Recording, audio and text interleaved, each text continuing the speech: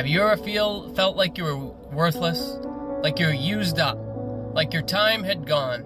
Like you were too damaged, no good? Like you ever felt like you were nothing? There was no way God could ever use you in His kingdom. Like there was nothing you could possibly do to benefit the kingdom of God. Well, let me tell you a story. In the Bible, in Jeremiah chapter 38, verses 4 through 13, the prophet Jeremiah was prophesying the fall of Jerusalem, and the princes didn't like what he had to say. It was so bad they wanted to kill him. However, failing to reach a consensus, they decided to throw him in the dungeon. Now, this wasn't like the basement of a castle in a medieval story, but more like a pit in the middle of the courtyard that didn't have any water in it. It was dried up. It was just mud, muck, just deep, squishy mud that he was just sinking into. The prophet was slowly sinking into it, and it was cold. It was dark.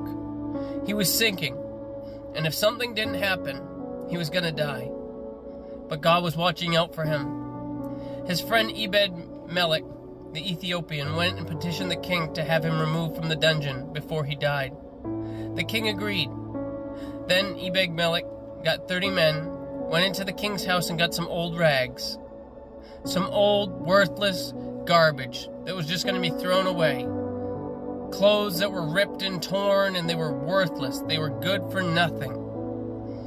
And he went and lowered them down to Jeremiah. And they told Jeremiah to put those rags, those worthless, worth nothing, dirty clothes, ripped up clothes that weren't good for anything, and put them under his arms. And then they used that to hoist him with the ropes out of the mire, out of the muck, out of the thing that was going to kill him. He was rescued. Without those rags, the rescue ropes would have cut into the prophet and would have harmed him. But because of some useless garments, some old rags, the prophet was saved without harm. Now, don't you think if God could use an old rag to save his prophet, he can use you in his kingdom?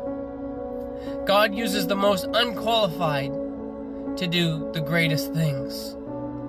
So if you've been beat down and drug out by the enemy, if he's told you you're too old or too new to the church or to whatever lie he's feeding you, I'm telling you, God has a place and a purpose for each and every one of us in his kingdom, and he has a work for each and every one of us to do.